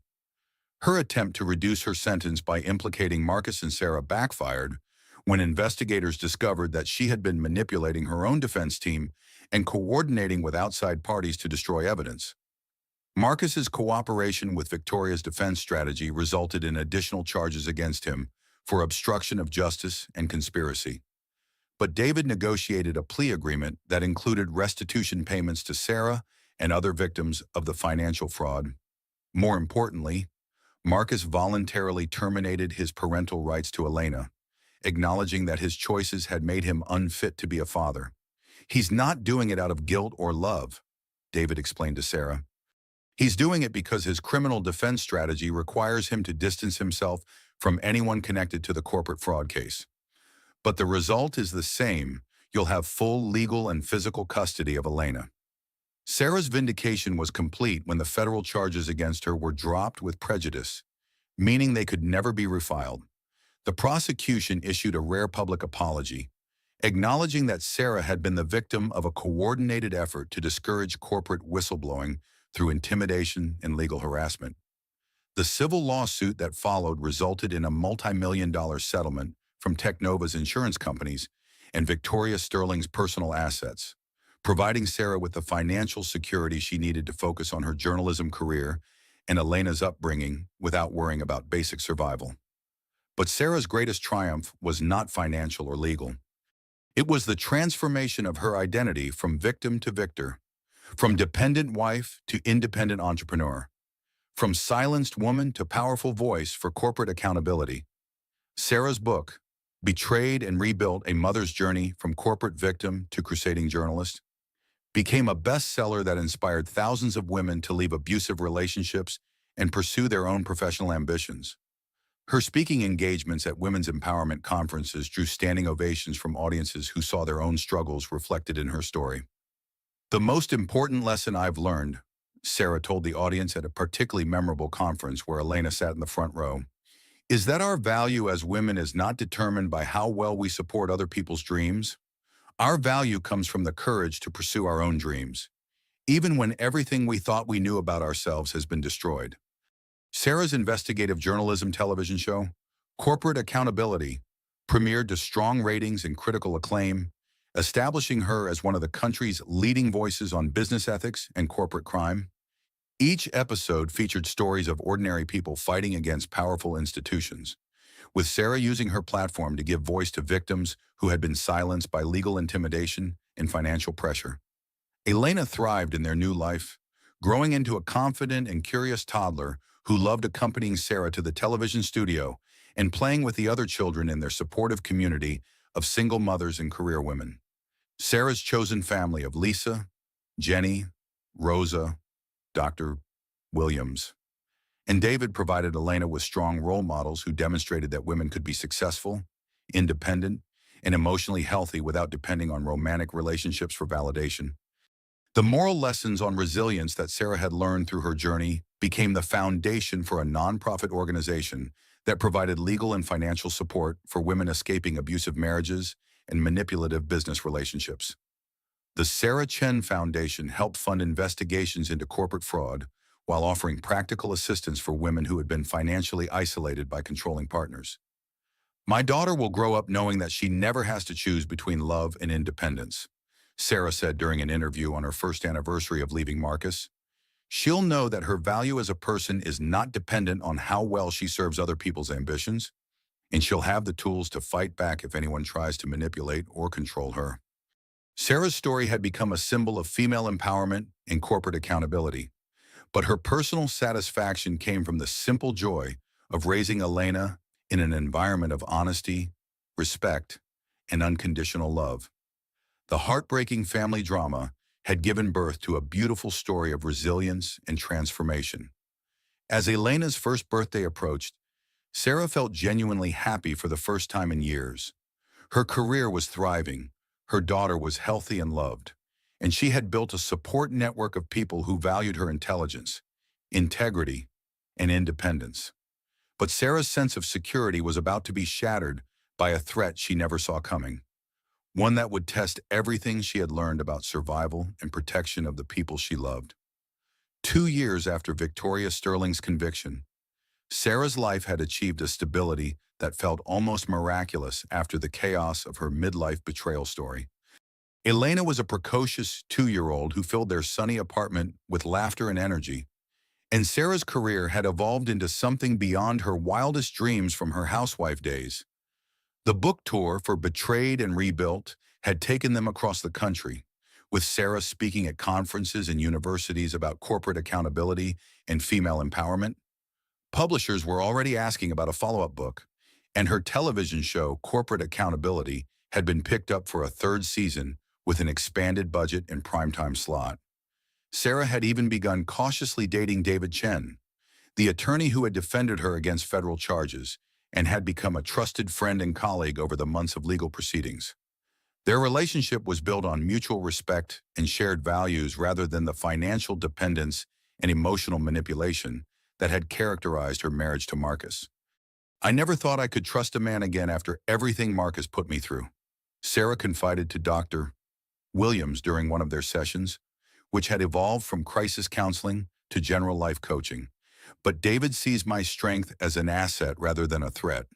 He encourages my independence instead of trying to control it." Dr. Williams smiled knowingly. "Healthy relationships enhance our individual growth instead of requiring us to diminish ourselves for someone else's comfort. You've learned to recognize the difference."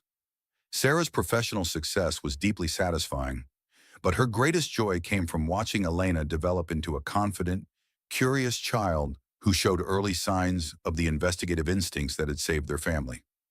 Elena loved accompanying Sarah to the television studio, where she was beloved by the crew and often appeared in behind-the-scenes social media content that humanized Sarah's public persona.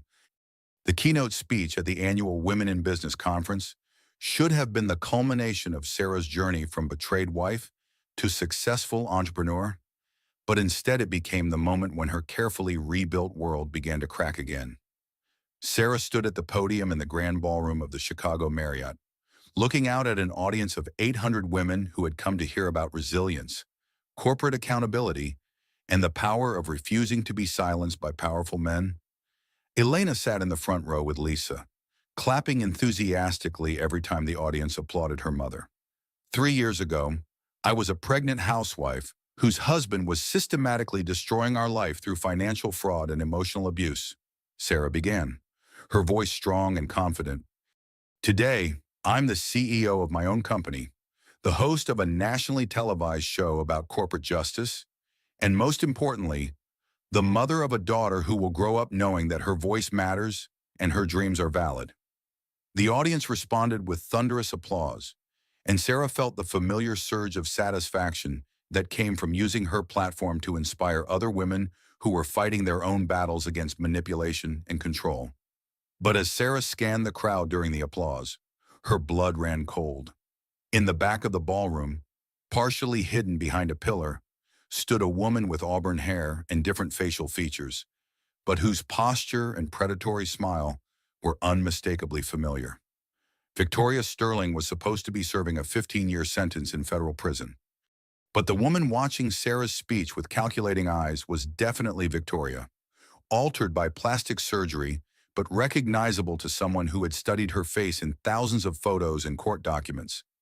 Sarah forced herself to continue the speech, but her hands shook as she gripped the podium, and her voice wavered slightly as she delivered the closing remarks about the importance of community and support networks in overcoming betrayal. "The most dangerous moment for any abuse victim is not during the abuse itself, but after they've successfully escaped," Sarah said, the words taking on new meaning as she maintained eye contact with the woman who might be Victoria. "Predators don't give up easily when they lose control over their victims. They escalate their tactics and find new ways to cause harm." After the speech, Sarah was mobbed by attendees wanting photos and book signings, but she kept scanning the crowd for any sign of the woman she had spotted. By the time Sarah was able to break away from the conference activities, the mysterious figure had disappeared.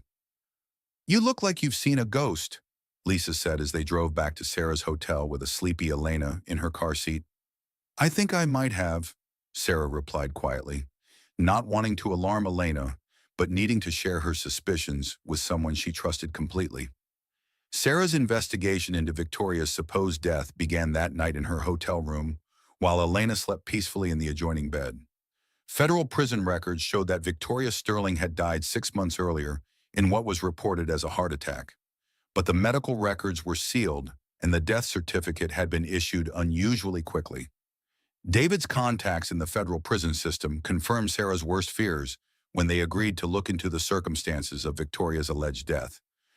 The woman who had mastered the art of manipulating legal and financial systems had apparently managed to fake her own death and escape from federal custody with the help of corrupt officials who had been bought or blackmailed.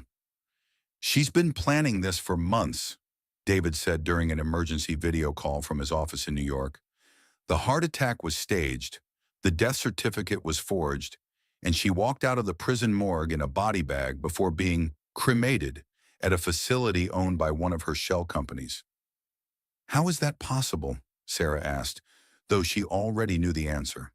Victoria Sterling was a criminal mastermind who had spent decades perfecting the art of identity manipulation and system corruption. "Money and connections," David replied grimly. "She still has hidden assets that we never recovered, and she's had 2 years in federal custody to plan her escape and revenge strategy." The next morning brought confirmation that Sarah's worst fears were justified. Elena's pediatrician's office called to schedule a follow-up appointment for some routine blood work that Dr. Rebecca Martinez had ordered during Elena's last visit. Dr. Rebecca Martinez.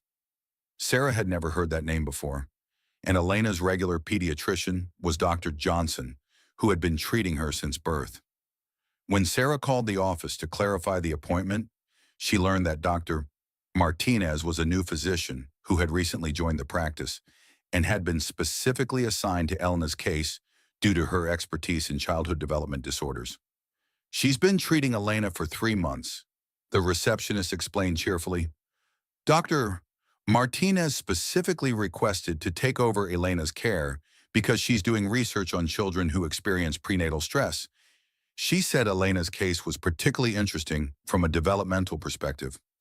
Sarah's hand shook as she hung up the phone, realizing that Victoria Sterling had not only escaped from federal prison, but had managed to infiltrate her daughter's medical care under a false identity. For 3 months, Victoria had been examining Elena, accessing her medical records, and potentially planning whatever revenge strategy she had developed during her time in custody. The revelation that Victoria had been posing as Elena's pediatrician was more terrifying than any financial fraud or corporate manipulation Sarah had ever uncovered. This was not about money or business competition. This was about a psychopath who had gained access to Sarah's most precious vulnerability, her child. Sarah immediately contacted David and the FBI, but the investigation into Dr. Rebecca Martinez revealed a level of preparation that was staggering even by Victoria's standards.